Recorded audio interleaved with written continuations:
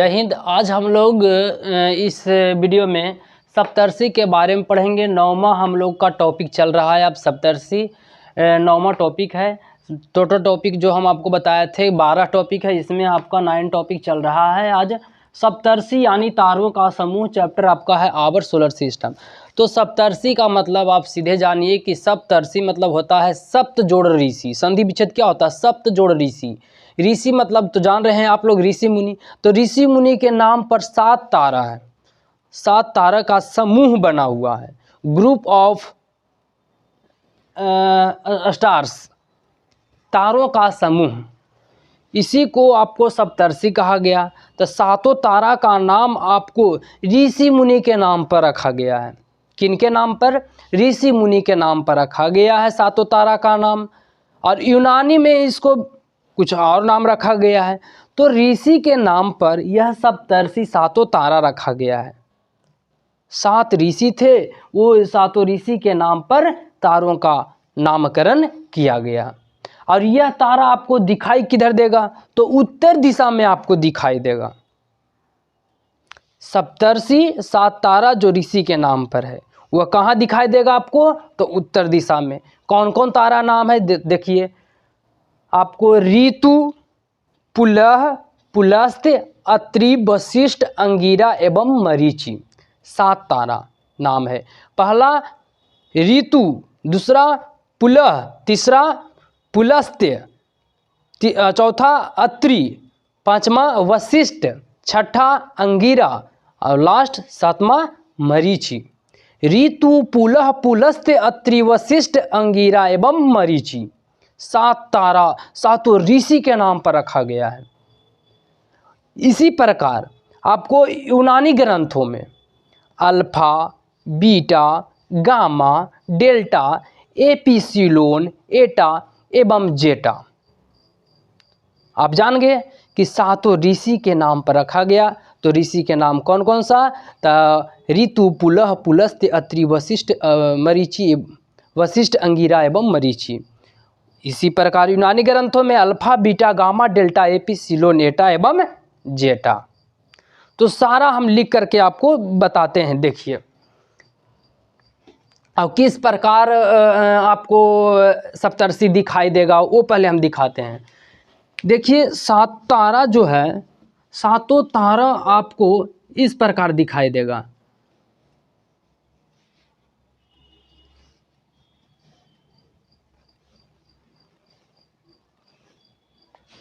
इस प्रकार आपको तारा रहेगा, सातों तारा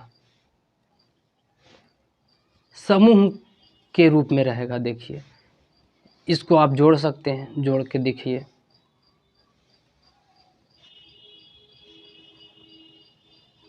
एक, दो, 3, 4, 5, 6, 7, इस प्रकार आपको सप्तर्षि रहेगा। सप्तर्षि मतलब 7 तारा, सारा समझा दिए।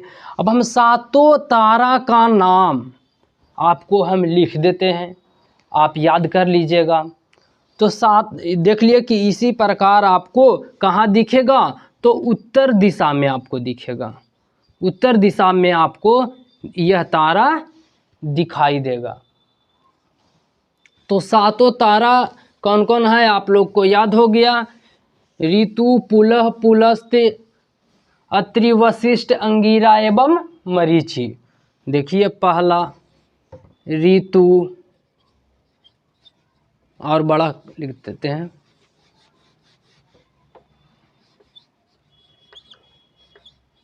ऋतु,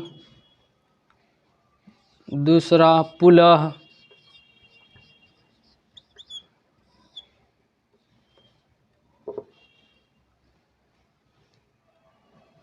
पुलह, तीसरा पुलस्त्य,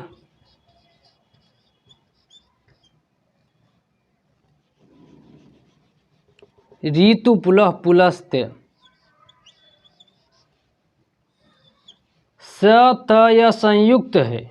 आइए में ऋतु, पुलह, पुलस्त्य, अत्रि,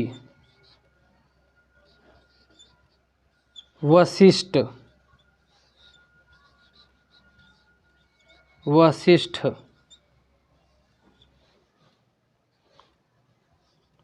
अंगीरा, लास्ट मरीचि।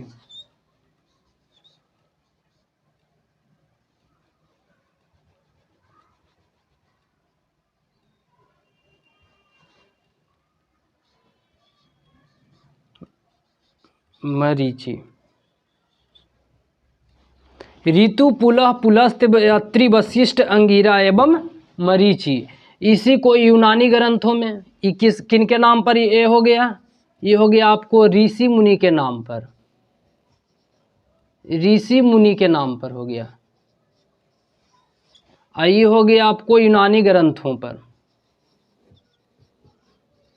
यूनानी ग्रंथों के अनुसार।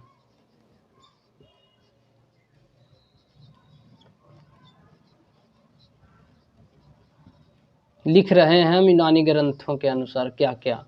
तो पहला ऋतु को अल्फा, ऐसे नंबरें दे देते हैं न, अल्फा,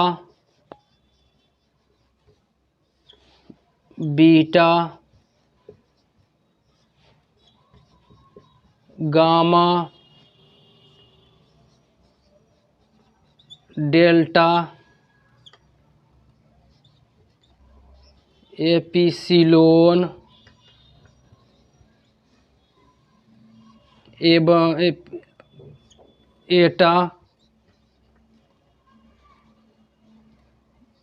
एटा एवं जेटा।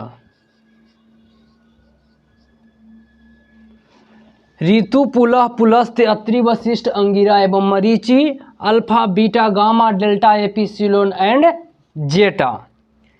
यही आपको 7 तारा का नाम है। वो किस प्रकार था बता दिए आपको। इस प्रकार आपको रहेगा, जो ऐसे कर दीजिए, अच्छे से बना देते हैं।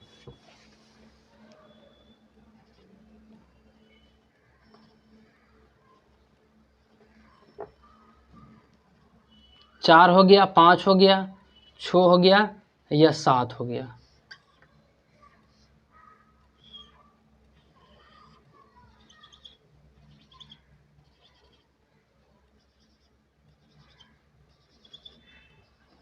यही रहेगा, इसी को हम लोग बोलते हैं सप्तर्षि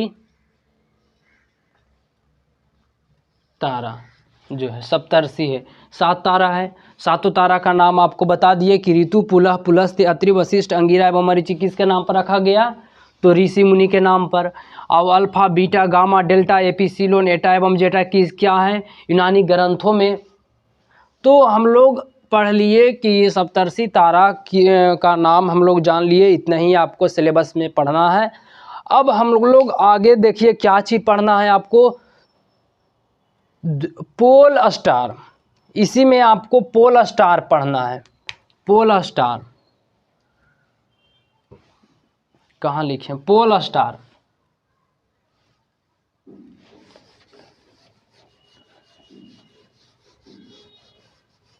ध्रुव तारा।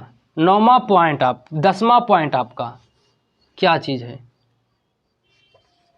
10वां पॉइंट आपका है, इसी में हम पढ़ा देते हैं, थोड़ा सा है।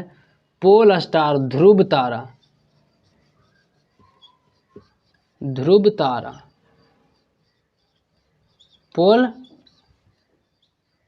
पोल स्टार, ध्रुव तारा। यह जो तारा है ध्रुव तारा, यह एक अस्थिर तारा है। अस्थिर तारा है। यह आपको कहाँ रहेगा? तो उत्तरी गोलार्ध में, उत्तरी गोलार्ध में आपको रहेगा। उत्तरी गोलार्ध में पृथ्वी के उत्तर दिशा में रहेगा, पृथ्वी के उत्तर दिशा में रहेगा। और सप्तर्षि भी कहाँ था? उत्तर दिशा में था। तो ध्रुव तारा भी उत्तरी गोलार्ध उत्तर दिशा में रहेगा।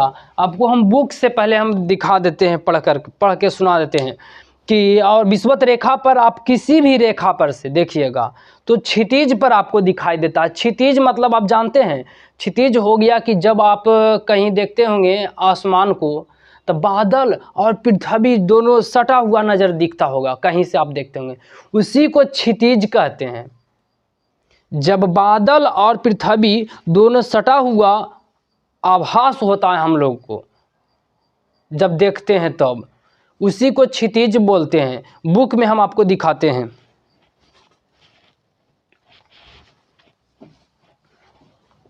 देखिए बुक में आपका,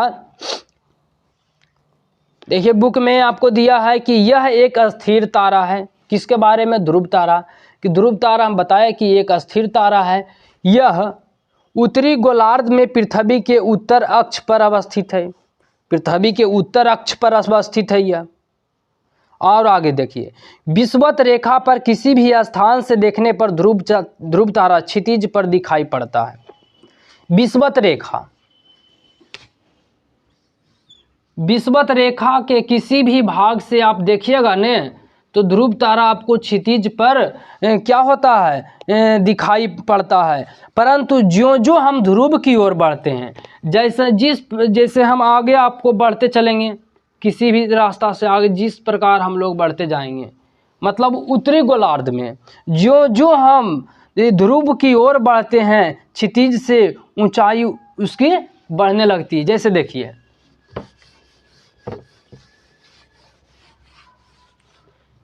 यह बादल है, आपको यह पृथ्वी है। अब आप कहीं से देख रहे हैं तो आपको ये दोनों सटा हुआ नज़र आएगा कि पृथ्वी भी है और बादल दोनों सटा हुआ है। इसी को हम लोग क्षितिज कहते हैं। आप आभास कीजिएगा, जब कहीं खाली स्थान पर जाइएगा तो देखिएगा आप बहुत दूर तक, तो देखिएगा कि बादल और पृथ्वी का जो धरती है दोनों सटा हुआ प्रतीत हो रहा है। उसी को हम लोग क्षितिज कहते हैं।